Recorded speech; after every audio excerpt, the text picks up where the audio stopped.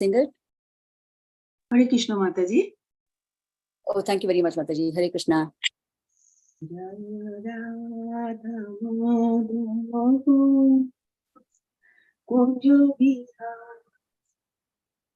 Jaya Radha Madhava Kunja Vihar Gopi Jana Vallabha Girivaradhari Gopi Jana Vallabha Girivaradhari Yashodanandana Brajajana Ranjana Yashodanandana Brajajana Ranjana Yamuna Tira Bunachari Yamuna Tira Bunachari Jaya Radha Madhava Kunja Bihari Jaya Radha Madhava Kunja Bihari Hare Krishna Krishna Krishna Hare Hare Hare Rama Rama Rama Hare Hare Hare Krishna Krishna Krishna Hare Hare Hare Rama Rama Rama Hare Hare Hare Krishna Krishna Krishna Hare Hare Hare Rama Rama Rama Hare Hare Jai Radha Giridhari Radha Giridhari Radhe Jaya Jagannath Jaya Jagannath Jaya Balodeva Jaya Subhadra Jaya Gauranitai Gauranitai Jaya Gauranitai Jaya Jaya Prabhupada Prabhupada Jaya Jaya Prabhupada Nitai Gaur Hari Bol Nitai Gaur Hari Bol Hare Krishna. Thank you very much. Shri Radha Giridhari Bhagavan ki jai, Gauranitai ki jai, Jagannath Baladev Subhadra ki jai, Shri Prabhupada ki jai, Gurudev ki jai. Thank you very much, Mataji. We will now continue reading from Srila Prabhupada Leelamrita. Is this where we stopped yesterday? He was a great master. Yes, Mataji. Thank you very much. Let's read from there. He was a great master, a philosopher, a great scholar. I used to enjoy the talks. He used to sit with me for 1 or 2 hours, as much as he could afford. Sometimes he would come in the morning, 11 or 12, and then sometimes in the afternoon. He used to come in for money. How many copies are sold? So I would pay him. Practically, he was not doing very well with finances at that time. He only wanted that his book should be sold to every library and everywhere where the people are interested in it. We used to publish a catalogue every month, and I would advertise his book. Orders would be coming from all over the world. So at least for me, the sales were picking up. If I sold 100 copies of the first volume, then I figured the second volume would be sold in the same number, naturally. But definitely those who would take the first volume would also take volume 2 because it was institutional, and the institutions will always try to complete their set. He used to discuss with me how the volumes can be brought out and how many it would take to complete the Srimad Bhagavatam. He was very much interested in bringing out the whole series. In January of 1964, Bhaktivedanta Swami was granted an interview with Indian Vice President Zakir Hussain, who who, although a Muslim, had written an appreciation of Bhaktivedanta Swami's Srimad Bhagavatam. As Dr. Hussain cordially received the author at the presidential palace, Bhaktivedanta Swami spoke of the importance of Srimad Bhagavatam in the cause of love of Godhead. But Dr. Hussain wanted to know how love of Godhead could help humanity. The question put by a ruler to Sadhu was filled with philosophical implications, but the vice president's busy schedule of meetings did not permit Bhaktivedanta Swami to answer fully. For the vice president, the interview was a gesture of appreciation, recognizing the Swami for his work on behalf of India's Hindu cultural heritage. And Bhaktivedanta Swami humbly accepted the ritual. Later, however, he wrote Dr. Hussain a long letter answering the question he had not had time to answer during their brief meeting.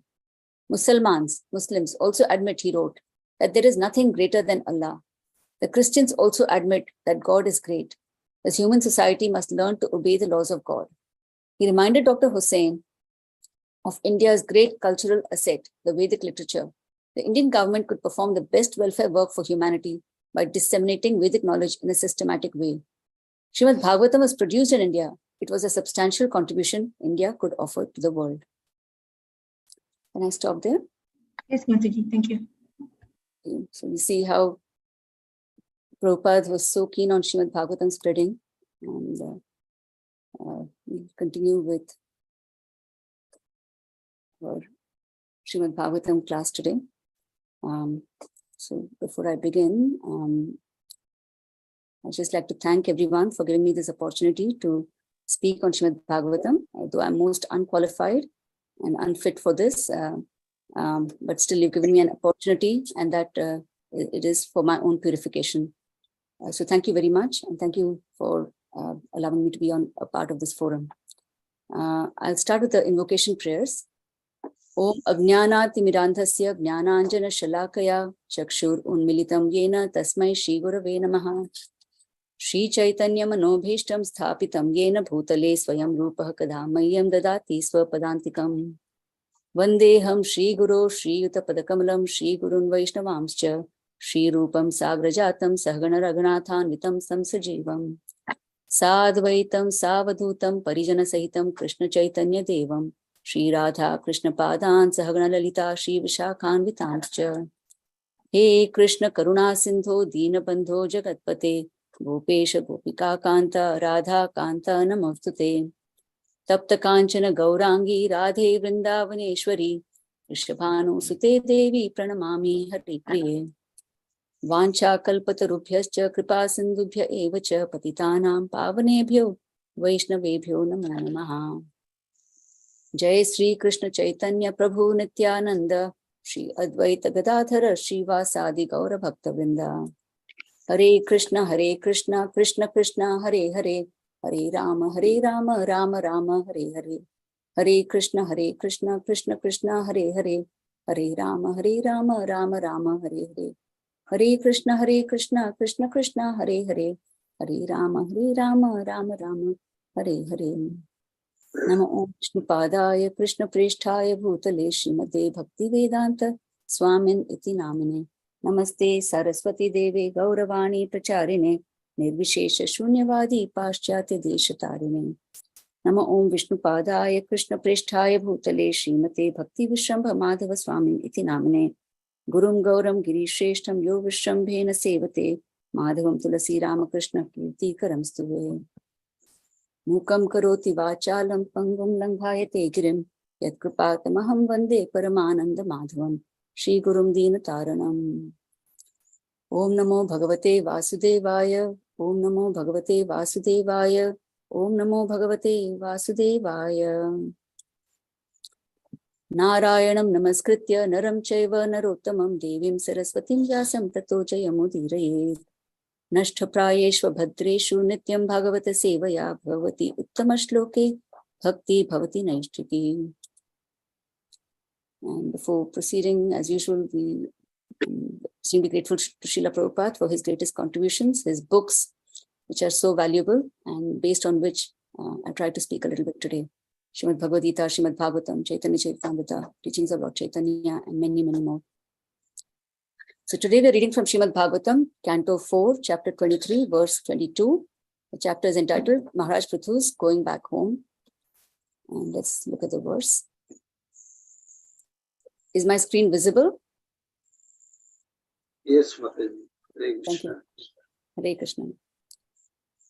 Vidhaya krityam hradini jalapluta datvodakam bhartur udara karmanaha natva divistham sidisham striparitya vivesha vahnim dhyayati bhartrapadav. Vidhaya krityam hradini jalapluta datvodakam bhartur udara karmanaha natva divistham sidisham striparitya Vivesha vahnim dhyayati bhartrapadam.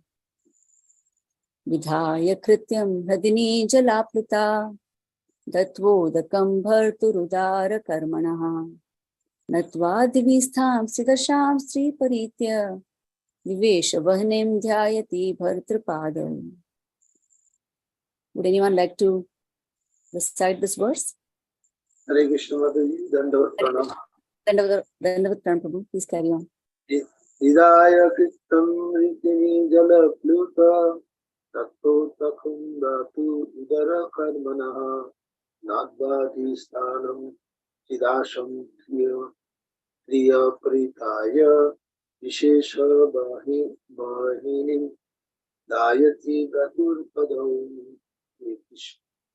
Hare Krishna, thank you, Prabhu. Hare Krishna, Mataji. I am also. Thank you, Prabhu. Vidhayo Prittam Radini Jalapluta Datto Dakam Bharturudara Karmanaha Natvati Vistam Stridasham Striparitya Vivesha Bandhim Dayoti Bhatripado. Hare Krishna Mataji. Yes, Mataji, please carry on. Vidhaya Pitam Radini Jalapluta Vattvadakam Bhurturudara Karmanaha Natva Divistam Sridasham Striparitya Vivesha Vahnim Dhyayati Bhartrapado. Hare Krishna. Hare Krishna, thank you. Hare Krishna Mataji, I am also trying. Thank you. Yes, Mataji. Vidhaya krittam hridini jalapluta Daito dakam bhartu rudara karmana Natta divishthang sri dasang sri paritya Vivesha bandhing dhayati bhatrapado. Hare Krishna. Hare Krishna, thank you very much. Should we carry on to the synonyms? Would anyone like to read the synonyms? Okay, I'll read them. Vidhaya, executing.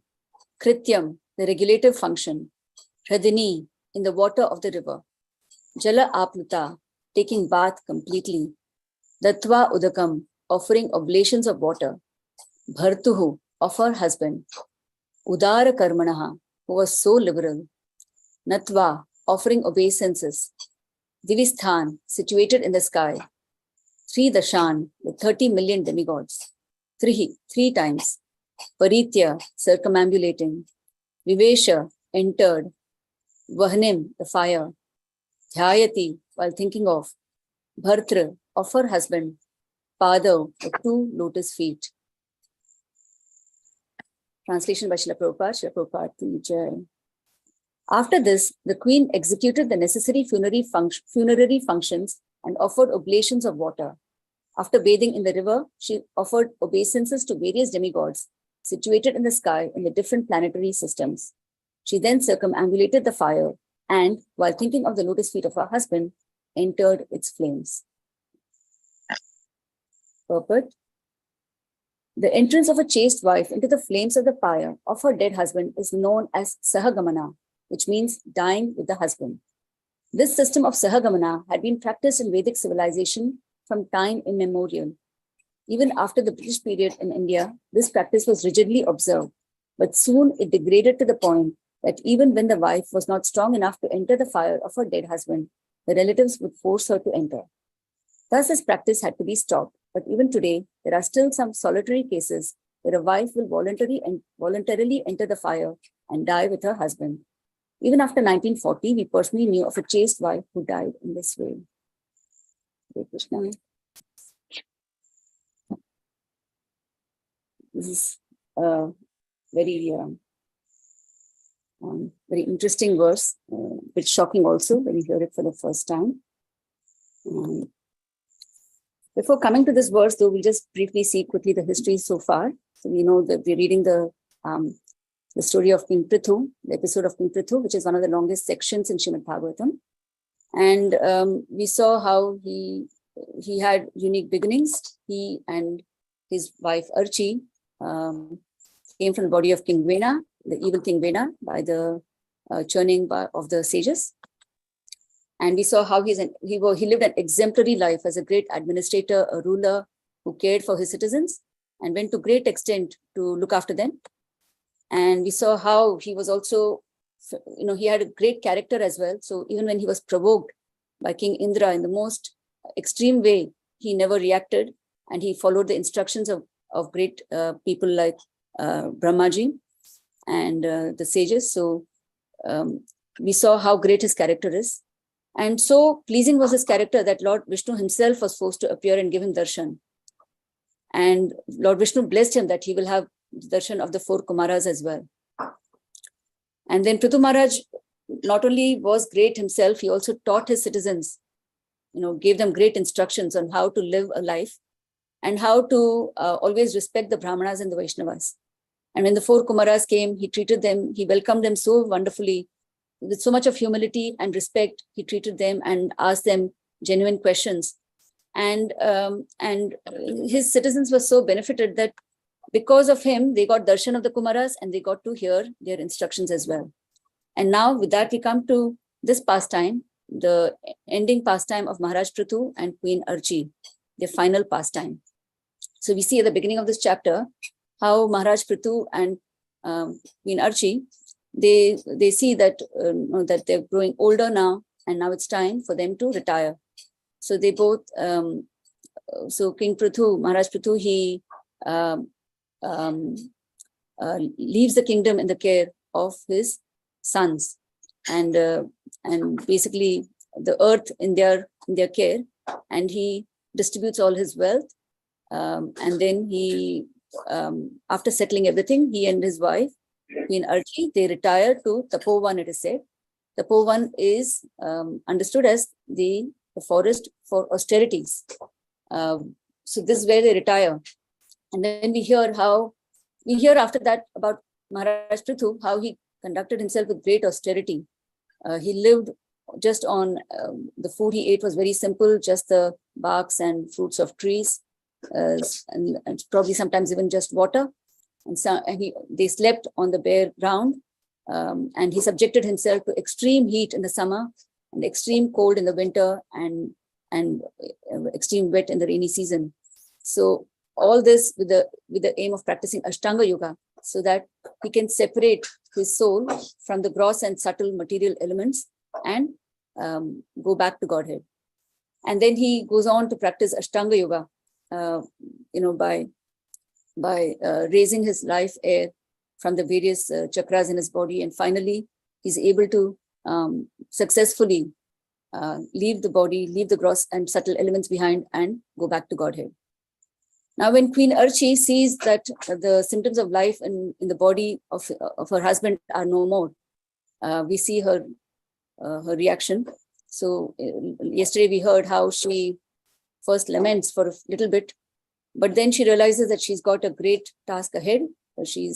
We heard yesterday how she was Dhridavrataha. She was following her vow of serving her husband till the end and even after the end. So she realizes she has important work to perform. So she places her husband's body on the funeral pyre and does the final rites.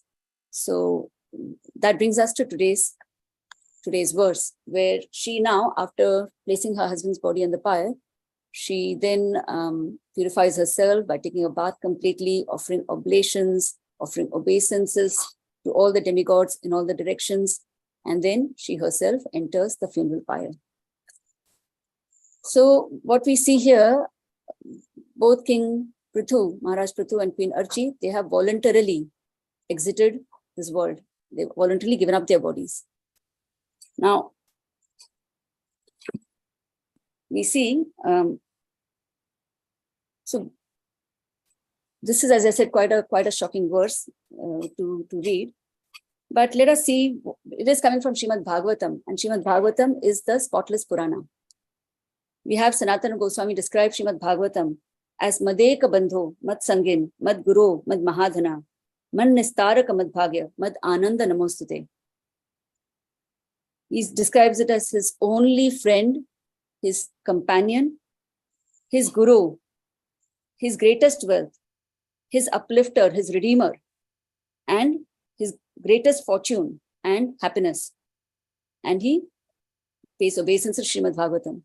So obviously Srimad Bhagavatam is here to teach us something very valuable in these verses. Let us try to see what we can learn from this verse. So we see in Srimad Bhagavatam, there are so many, it's the whole Srimad Bhagavatam is a compilation of the lives of the Lord, of the avatars, the avatars of the Lord and the lives of great devotees. The art of living and leaving. We see that exemplified throughout the pages of Srimad Bhagavatam. There are so many examples. We can think of so many examples. Would anyone like to share some of the examples they know of Srimad Bhagavatam, which talks about the life and the leaving of great devotees?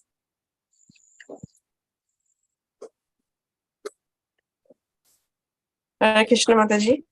Hare Leaving Krishna. Leaving of Bhishmadev on the Yes. bed, was lying Yes. on the bed of arrows. Yes. That is a great way of Yeah. leaving his body. Yeah. And He his did the life art as of well. living and leaving. Yes. And then we hear of any other examples?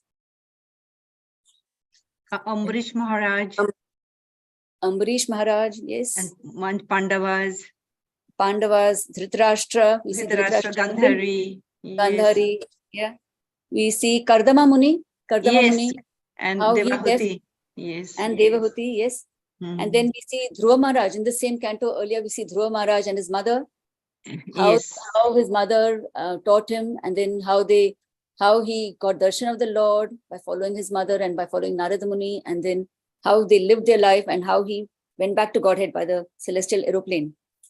Then we see also Sati, how Sati leaves her body earlier again in this canto itself. Then we see, of course, Prithvi Maharaj and Queen Archi. And then later on, we'll see there's King Bharata. Then we see Vritrasura's glorious passing away. And Chaban Muni and his wife. Chavan Muni and his wife. Then the story of Ajamila, how the Vishnu Deva has come to save him, and then finally he's given a second chance of leaving, and then he lives well and then goes back. Then of course Narada Muni as the son of a maidservant, how he leaves his body and then he gets the body of Narada Muni in this next birth. So the whole of Srimad Bhagavatam is full of stories of this kind of great lives, well led, and there are some lives which were not so well led, but at the end they learned the art of leaving and then they went back to Godhead. So let's just see some contrast. So these are great examples of people leaving their body well. Now let's contrast this with how we ordinary souls, what we see in the world, material world, the ordinary and divine exit. So if we just compare some of the things that we see among the divine and the ordinary exits of people. So look at the karma, the karmic balance. So ordinary folks, ordinary people, we do some good activities in this life and we do some bad activities. And then there's obviously positive and negative karmic reactions, which we carry with us as a baggage. We are not free. We have that weight on us. Whereas divine exits, they're able to make these divine exits back to Godhead when their karmic balance becomes zero. That means they've nullified the effect of all the positive things they've done and also the negative things they've done. And it's a great, it's extremely rare to get the zero balance. Then they do it successfully and they go back to Godhead. And if you look at the process of leaving the body, ordinary exits, you see that people have no control over the process of dying. And they're also extremely fearful because they don't know what is coming next. They have no control and they're fearful. Whereas if we compare it with the divine leaving of body, we see that the people who are able to make this, they have full control over the process. Like in this case, Prithvi Maharaj, he did Ashtanga Yoga. so much of control over all his mind, his senses, his intellect, his intelligence, everything he's placed at the lotus feet of Krishna. And even Queen Archie, both of them very fearlessly, with great courage, they've gone back home, back to Godhead. And then, of course, we know the final goal for the ordinary living beings, because the karmic balance is not zero, and they have to come back again to this material world in another form, in another body. Whereas for the divine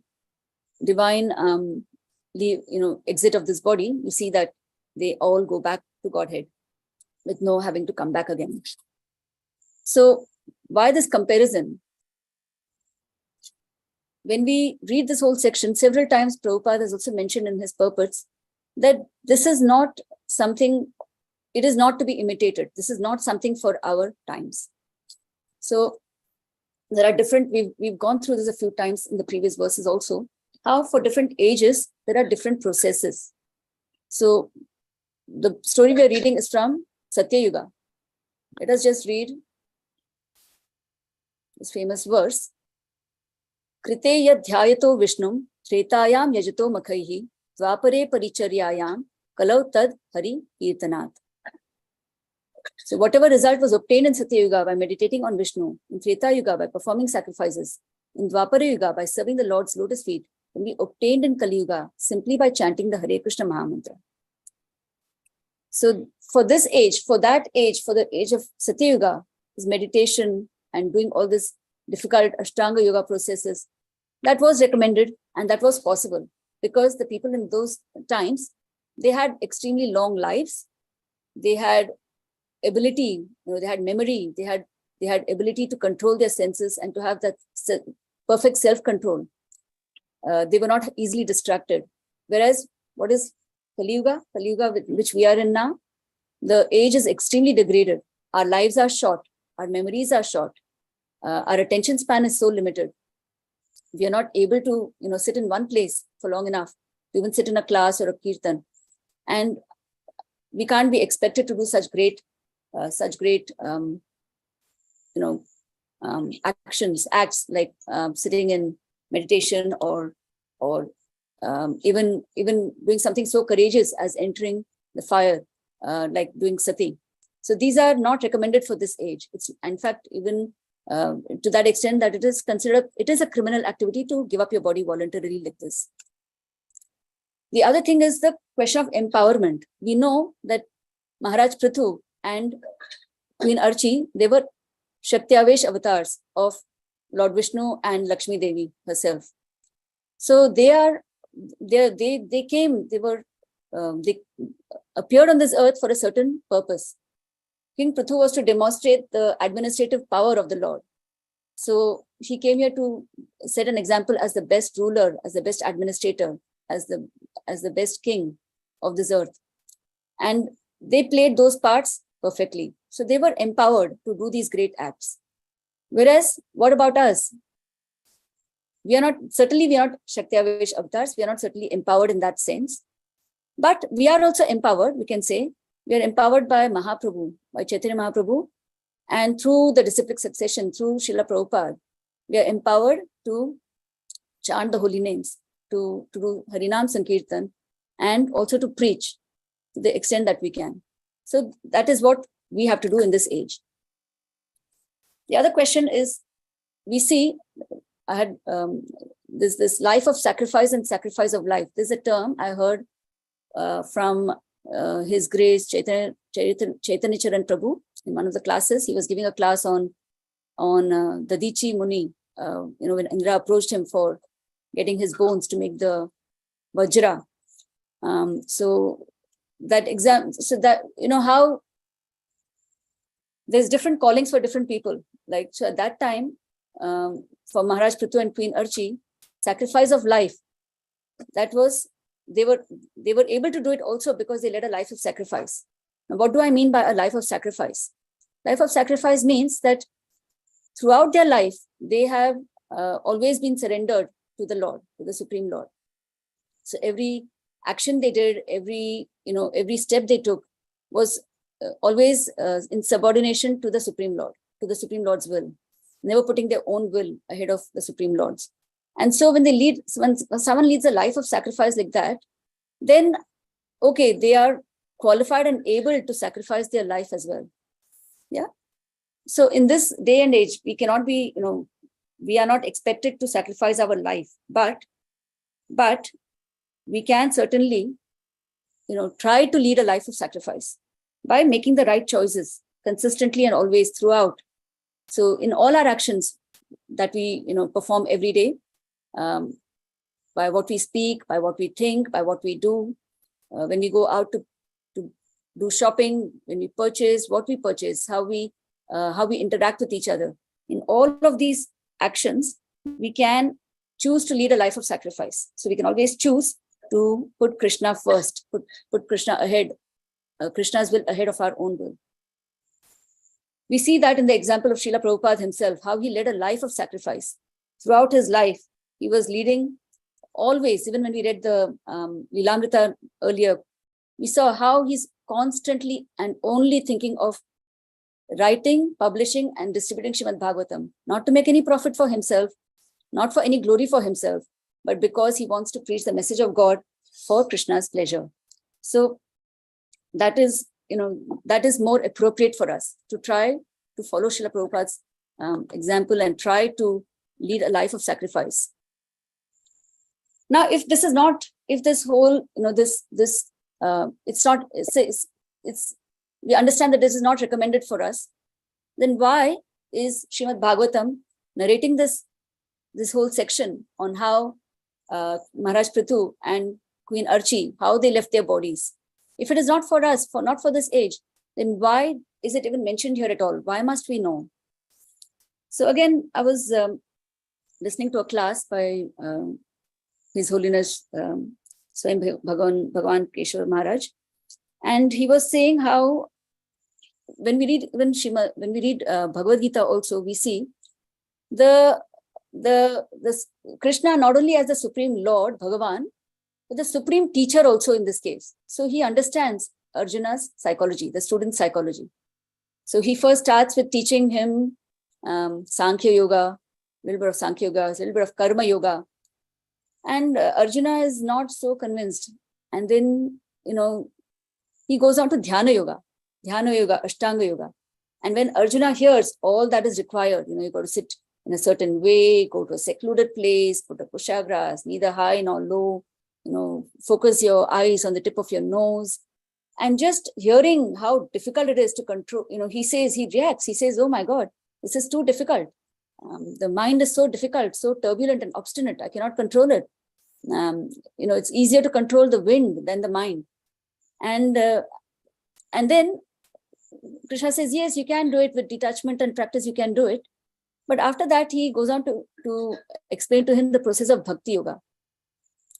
So the whole process is, when after hearing something so difficult, Arjuna hears, oh, Bhakti Yoga, it is so sublime, it's so easy, we can do it, anyone can do it. Then his tendency is to, yes, oh yeah, I can accept this process, it's very easy in comparison to what was just told before. So that's how Krishna was so expert in teaching. He understood the psychology and he taught in a way that Arjuna could accept Bhakti Yoga as the process.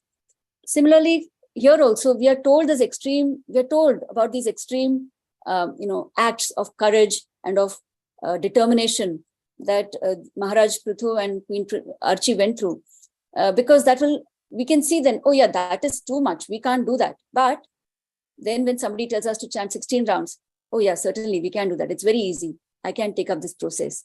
So it could be that we've been told this difficult process only so that to motivate us to take up bhakti. Now let's look at, so this was looking at both Maharaj Prithu and Queen Archi's divine exits. Now let's look at specifically Queen Archi, how, we see in later verses that she will actually be going back to Godhead, following in her husband's footsteps. So just looking at her specific pastime of how she went back home, back to Godhead. So what do we see? So as when Her Grace Shriya mentioned yesterday, when we look at Srimad Bhagavatam through these chapters, the whole episode of King Prithu, we see hardly any mention of Queen Archie at all. There's less than 10 verses maybe where she's even mentioned or her activities are mentioned. But the most of the part of this episode is King Prithu, Maharaj Prithu. He did such great things. He did such great things. He was, he did newsworthy things. He did extraordinary and wonderful things that ordinary people cannot do. So it appears that Maharani Archie, Queen Archie, she did not do, any of those kind of wonderful and great acts which are newsworthy or which are mentioned in the pages of Srimad Bhagavatam. But she also got the same success as him in going back to Godhead. So in this regard, one realization I had was that each of us has a certain role to play. We have to play our part. So if you look at Bhagavad Gita, there are 2 verses that are repeated twice. Now we understand if something is repeated twice, then there is an emphasis on it, that it is something that we have to pay attention to. So of course, one of them we know, the very famous verse, Man mana bhavamad bhakto madhyaji mam namaskuru. That is repeated twice in 18.65 and 9.34. The other verse that is repeated twice is this about, let's read this verse, chapter 3, verse 35. Shreyan swadharmo vigunaha paradharmat swanuschitat swadharme nidhanam shreyaha paradharmo bhayavaha. It is far better to discharge one's prescribed duties, even though faultily, than another's duties perfectly. Destruction in the course of performing one's own duty is better than engaging in another's duties, for to follow another's path is dangerous. Then again, it's repeated in chapter 18, the final summary of conclusion of the Bhagavad Gita, 18.47.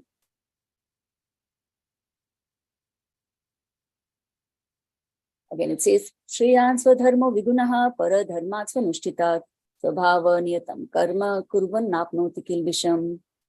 It is better to engage in one's own occupation, even though one may perform it imperfectly, than to accept another's occupation and perform it perfectly. Duties prescribed according to one's nature are never affected by sinful reactions. So Sri Krishna is repeating this message twice, that we have to play our part, however, however less glorious it may seem to be. And then we see how Bhagavad Gita, the next verse itself, 18.47, says,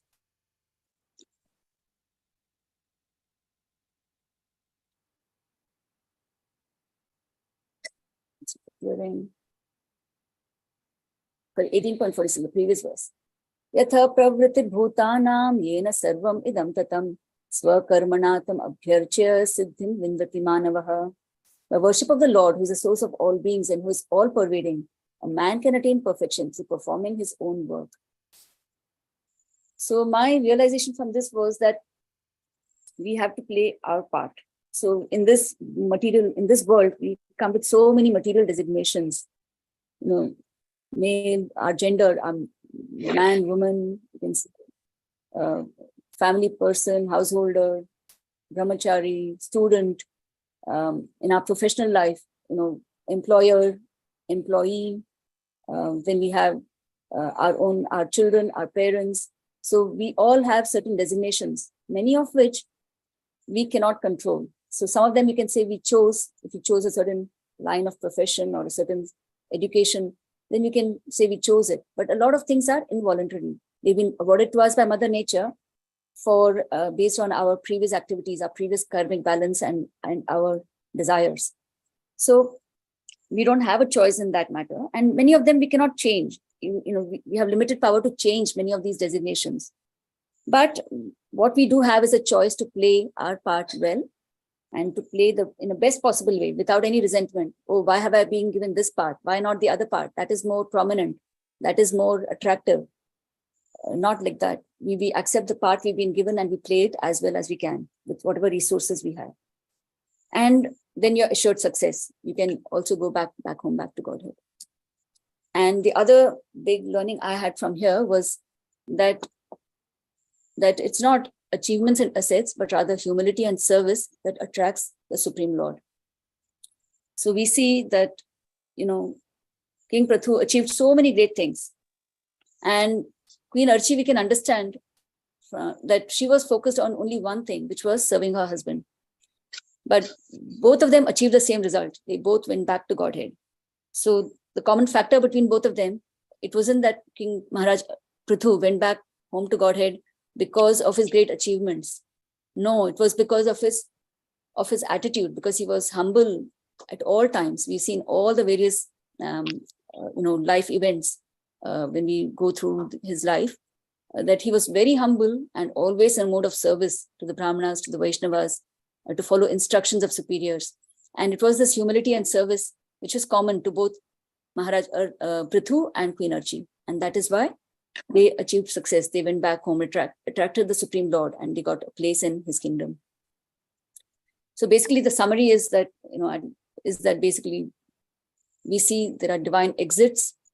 Not everything can be directly implemented by us. Those kind of exits are superhuman. They're amazing.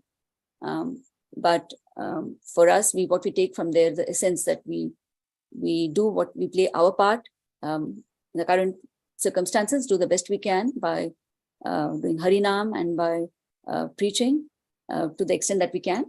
And that is enough. Srila Prabhupada assures us that we will have success if we follow the process outlined by him. So with that, I'd like to stop today's class. I'd like to pause here if anyone has anything to add, subtract, to any comments or any questions, feel free. Thank you very much. Hare Krishna. Hare Krishna Prabhu, Mataji, Dandavat Pranam. Dandavat Pranam Prabhu. Hare Krishna. Wonderful explanation of the text. Is really a difficult text to understand and make people to understand. It's really difficult, but the way you expressed it is very, very easy to understand what is the subject matter relating to. And the most important thing is not to copy or not to imitate whatever our great sages have followed, but to follow them. So that is the takeaway point for today's lesson. Just do your duty very sincerely. Follow the restriction. Follow the laws, whatever has been laid down by Srila Prabhupada, and things will be very easy to understand and get your result within a very short time. But the most important thing is the sincerity and following the process. That's the whole point. Thank you so much for enlightening such a difficult text to an easy way. Thank you so much. Hare Krishna. Thank you very much, Prabhu. Hare Krishna. Hare Krishna Mataji, Dandavat Pranam. Very nice class. Just would like to ask one question. So Sahagaman and Sati, is the Sati Pratha is the same or the difference? I thought it is the same, Mataji. Commonly we know it as Sati, I thought, and Prabhupada is translated as Sahagaman. I think it is the same, but I could be wrong. I have not done any research on that. Yeah, because Sati Pratha means that Lord Bentinck and Raja Ram Mohan Roy stopped that one because it's not proper way, because those who are not willing to go with the Sahagaman. Yes. So I'm thinking about that. Okay, no problem. Thank you. Yeah. That's right. It is exploited. In the material world, everything it becomes exploited. So it became exploited. And also Srila Prabhupada has also experienced about 1940s. Yeah. That means it's recent, isn't it? Yeah. Okay. Thank you, Mataji. Hare Krishna. It was mentioned in the book also. It was forceful. So there is no, what is that? No willingness. It was forceful, so it didn't work properly. And subsequently it became a pratha, the way to handle. But that is not. Forceful thing doesn't last long. It is temporary. So that is what Shruvat is pointing out. It should be from our heart. If it doesn't come from heart, it doesn't make any fruit out of it. So, in fact, Prabhu, I'll say, a few days back we listened to His Grace Thambabhav Prabhu in his class. He mentioned that even it's not even a matter of being in the heart, because in this age, Mahaprabhu himself did not encourage his followers. Like Sanatana Goswami at one time wanted to give up his life. Raghunath Das Goswami one time wanted to give up his life. But Mahaprabhu never encouraged that, because for us, being in this sampradaya, in this parampara, for us, our process is to live as long as we can, because we have a very important work to do. We have to make our life perfect first by chanting and remembering the Lord, as well as we have to try and preach, reach out to other people and give them also the same message. So even Srila Prabhupada, at the very end of his life, he was translating. And so there is important work for all of us. It's not, emotionally or just based on our heart to give up our life voluntarily like this. So I don't think that is recommended. Even if somebody says they feel that we're very exalted, that I'm very exalted, my karmic balance has become zero and I'm ready to give up my life with my husband, I don't think that is what is recommended in this parampara, in this Lord Chaitanya's movement. True. In those days, the husband also was qualified. Husband also, the husband, in this case, Prithu Maharaj, he was able to do the perfect Ashtanga Yoga and give up his life. Today, in the modern world, which male person or which person is able to do that? Then he can be emulated. But in the modern day, there is no husband like that. You can live the life body so perfect. Yeah. Thank you, Mataji. Yeah. Was there? Hare Krishna Mataji, Dandavat Hare Krishna. Prabhu. Dandavat Prabhu. Thank you, Mataji. Very nice class, particularly pointing out the importance of the principles of our religion applicable to time, place, and circumstances. You have very nicely told about that. What is our duty in the present circumstances? Thank you for that. And what comes to my mind in this regard is that as the intention of our surrender to the Lord is most important. If we understand that, then we can know what is our duty and responsibility. Correct. And if we are not sure of that, it is better we take the guidance from our spiritual master or other Vaishnava senior people. They can guide us what is our responsibility. Because because our intention is most important. And everyone knows, I think all of us know that each one is different and distinct, and God has created us in a different way with different abilities, different qualities. So for each one, it cannot be same. That's why we take a spiritual master who can guide us. What is our special responsibility of that? Correct. And one story, a small information on that. Everyone knows about that. In the Ramayana, we know the squirrel and the monkeys. The monkeys were a strong person, and they were helping the Lord Ramchandra for constructing the bridge. But Lord Ramchandra has appreciated even the small effort of a squirrel. Correct. Yes. So what do we do if we follow that and follow the instruction of a spiritual master sincerely and with full surrender? And we don't have to imitate others, and we'll be less assured that, as Prabhupada has told of it, and even our Guru Maharaj often says, that if we do it sincerely, with full surrender, then we should not be worried about our ultimate goal, which is certainly we can achieve it. Yes. Hare Krishna Mataji, thank you for that, and for pointing out that. Hare Krishna. Thank you, Prabhu. Thank you. That's a nice, valid, very nice point you said. Hare Krishna Mataji, thank you for a very enlightening class. Just about this verse really brings out the sincerity of Achi to serving her husband so sincerely. As you mentioned, he's only mentioned like in 10 verses, but then husband is glorified all over the place. So, and in the end, she achieved the same results. So, in modern context, there's so much hue and cry about gender equality, women power, feminism. At this point, it's not emphasized that if the wife and husband carry out their due duties, everything become very auspicious. They're just trying to create division, the women's right, and then we can see the result is very bad. There's so much divorce I think US is about 44%. And if I was listening to one lecture, I said, there's some somewhere, the divorce rate is like 80%. India is like 1 or 2%. So, and there's this family unity is maintained and respect for husband and wife is maintained, and there's no artificial competition, division being created, then it becomes very auspicious. So, how would you like to comment? How can this imbalance be, rectified? Actually, what I feel, Prabhu, is that it's not a question of gender roles. It's basically both husband and wife have their own duties to perform. If all of us are focused on our duties, that how we can serve the other person, instead of being focused on our rights, that this is what I should be getting, this is what I'm entitled to, then the whole society can work very peacefully. It's not just to do with husband and wife situation, even children or even any person in society.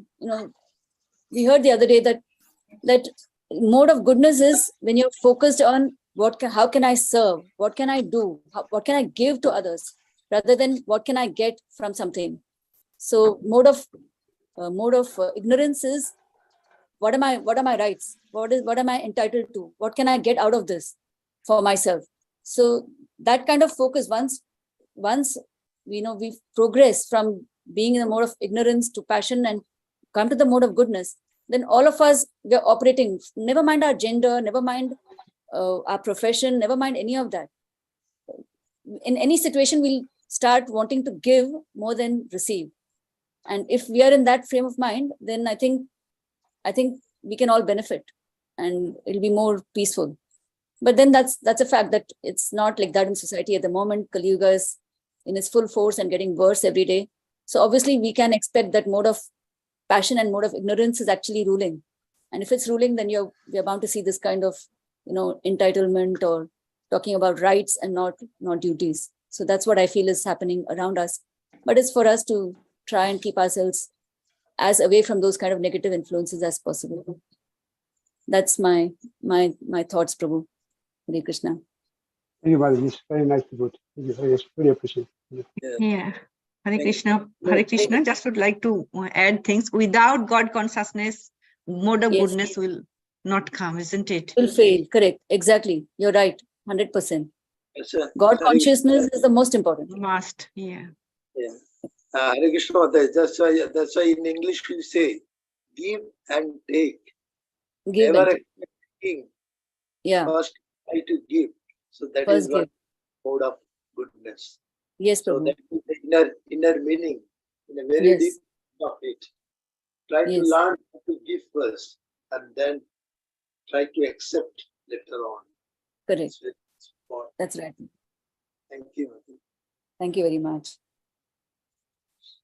If you've concluded, can we conclude for the day? There are no other comments. Yes, it appears no other. Panchakalpatarubhyascha kripa Kripa sindhu eva cha patitanam pavanebhyo Vaishnavabhyo namo namaha. Ananta Koti Vaishnav Vrinda ki jai. Har Grace Tulasi Sevya Mataji ki jai. Srila Prabhupada ki jai. Gaur Dev. All glories to Ashtamal devotees. All good. Hare Krishna.